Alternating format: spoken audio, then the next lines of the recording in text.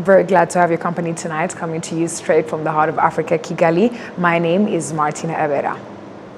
As we begin our edition tonight, we would like to inform you that on Tuesday afternoon at Urugwiro village, President Paul Kagame received General Muhoozi Kainerugaba for discussions on ways to further strengthen friendly relations between Rwanda and Uganda.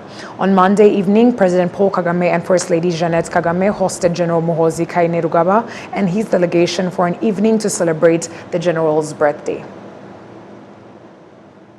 Now, experts in logistics and transport urge African countries to have a common cross-border trade policy for proper functionality of the African Continental Free Trade Area. Now, this was said on Tuesday as it hosted the CILT African Forum 2023. Prince Manzi has the report. The government dependency on markets outside Africa continue to hinder the functionality of the AfCFTA, and cutting down on these imports could be a solution, as explained by Chief Tite Owusu-Note, the president-elect of the Chartered Institute of Logistics and Transport. One major thing I want governments to do is to make sure they cut down on imports from the big markets like China. Because obviously if the imports are coming in from China and other countries or continents outside Africa, it reduces the continental exchange trade they want to do. So one major thing is for the governments to make sure they cut down on imports and build local capacity so that we can exchange goods and services, products from Rwanda to Ghana, because it's made in Ghana or made in Rwanda, and believe in what we produce and consume what we produce. The logistics and transport sector is one of the major drivers of the African Continental Free Trade Area. The international president of the Chartered Institute of Logistics and Transport, Paul Sandhaus, demonstrates that even if the operating of the logistics and transport sector in an unstable economic climate is difficult, strengthening this sector is vital and could be beneficial to African countries.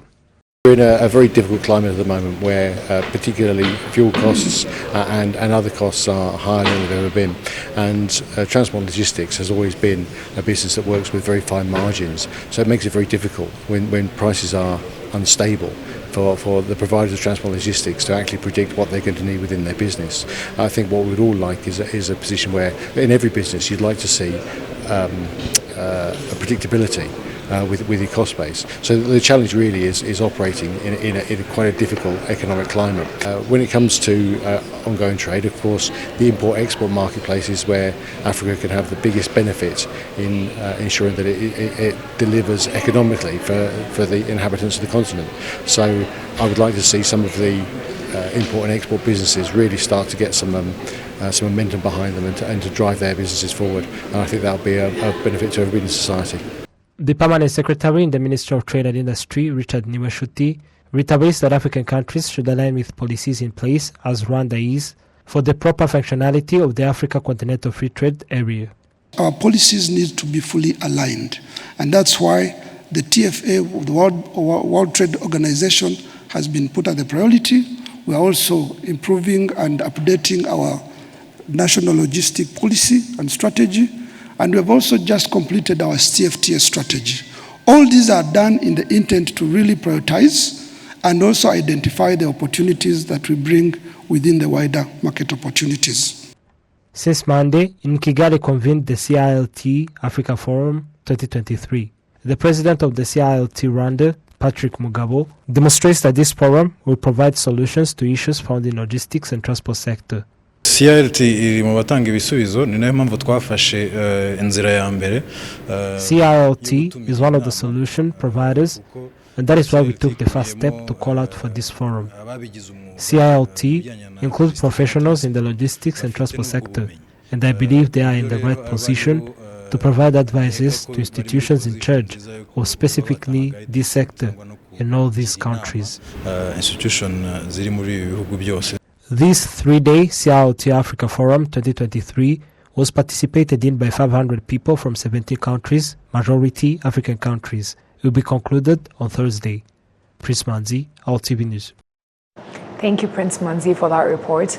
Now, an international meeting was held in Kigali where Interpol, international police leaders from East Africa that forms the East African Police Chiefs Cooperation Organization, was convened. Jessica Gassaro has more on this report. The Secretary General of the Rwanda Investigation Bureau, Colonel Jano Ruhunga, states that this meeting is expected to increase cooperation between the police of the countries, to increase the exchange of information in the fight against and prevention of terrorist crimes as well as other cross-border crimes. Obviously, the biggest challenge is the political will of countries, because we don't have competence over other countries' judiciary, and it's when they are willing to cooperate that we get good results. When there is no cooperation, diplomatic cooperation, then it becomes a bit challenging. The CEO of the East African Police Chief Cooperative Organization, Gideon Kemilu, reiterates that the more the world becomes a village, the more countries need more in terms of cooperation in crime prevention. That is why each country in this organization needs the support of other countries. Rwanda Investigation Bureau, the immigration and the revenue authorities are working very closely together to synergize, to make sure that the country is safe and of course the region is safe. So that is one of the things we can learn from Rwanda. Second, we also learn from how they have integrated their systems to make sure that they manage their borders, to make sure that criminals don't penetrate and they end up from one country to another and therefore commit crimes, because criminals know no borders, crime knows no borders, either physical or virtual. The Eastern Africa Police Chief Cooperation Organization brings together 14 countries in the East African region, 14 of which participated of this 4-day meeting that is being held in Rwanda. Jessica Gasaro, RwandaTV News. Thank you, Agasaro, for that report. Now, residents of the Kamonyi district continue to demonstrate their concerns about the Rugobagoba Mukunguri Road after being spent on 80% of the budget planned for its construction. Now, the district administrators state that they are collaborating with other institutions for the betterment of this infrastructure. Prince Manzi with more. This is the 19 kilometers Rugobagoba Mukunguri Road that was spent on $1.5 billion. But citizens demonstrate that it is as if it was not even done. No bus can pass here and spend a week without being repaired. Because of how bad the road is, the pieces of a car are distracted. It has been years since the contractor stopped the construction of the Rugobagoba Mukunguri Road. The Kamonyi district administrators demonstrated last year in August that the construction of this road is going to recommence and be done in 3 months. But what is said by Dr. Nahaya Silva, the mayor of Kamonyi district, demonstrates that this level is advocating for this road construction. This road is on a national level. We do it as a district, but inform the RTDA and other institutions to help us in financing the construction of the road. We continue to discuss with these institutions, and we are counting the necessities. We were told that something will have to be done afterwards. The first contractor started construction in the financial year 2017-2018 and did not comply with the contract's details and left it 83.5% complete. The draft revision demonstrates that 800 million Rwanda francs are needed for the reconstruction of this road. Thank you very much, Prince Manzi, for that report. Now on to matters of the health. Some of the citizens demonstrate that for malaria to be eradicated completely, it requires partnership between citizens, the government, and others. This was said in Gicumbi district as Tuesday marked World Malaria Day. He continues.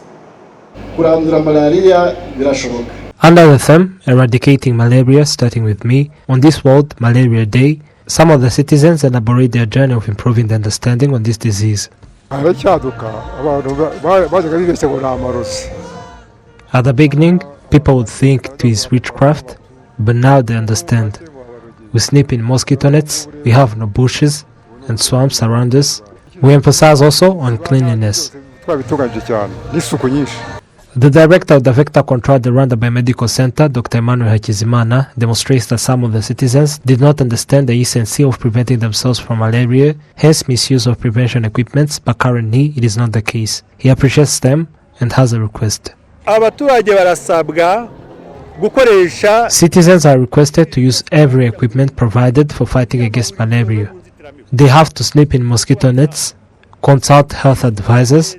Every village has 4 health advisors, and no one can be critically ill to death due to malaria. The Rwanda Biomedical Center statistics demonstrate that malaria-related deaths reduced from 264 in 2021 to 71 in 2022. Thank you for that report. Now, scientists, students, and their facilitators have expressed that visiting factories provides a better understanding of the topics that they are studying in schools. Precious Echirezi with more. One of the employees at the Nzove water treatment plant hosted science students from Sancta Maria High School and Gicumbi districts, Groupe Scolaire, for a detailed depiction of water processing from inception to home consumption. During their visit, the senior 3 and 6 students toured different parts of the treatment plant, which they have described as an effective learning experience. I've had lessons on water purification, but we've never seen it in action. And getting to witness the purification process has helped me to understand that what we learn in class can be applied practically. In an effort to encourage students to pursue courses in math and sciences, the African Institute of Mathematical Sciences has partnered with MasterCard Foundation to facilitate the advanced training of 5,000 mathematics teachers. Teachers and administrators have pointed out that school trips encourage students to engage more with the subject content from their classes.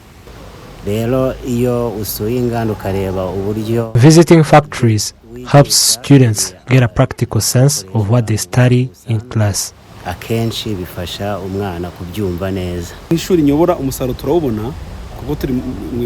have seen viable progress in the classroom. The skills our teachers get from AIMS help to keep the progress persistent.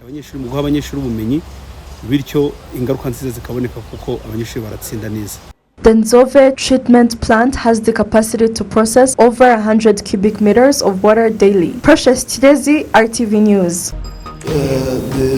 And on behalf of the news production team and I would like to thank you for sticking with us on RTV News. My name is Martina Evera, and I wish you a great night. Stay safe.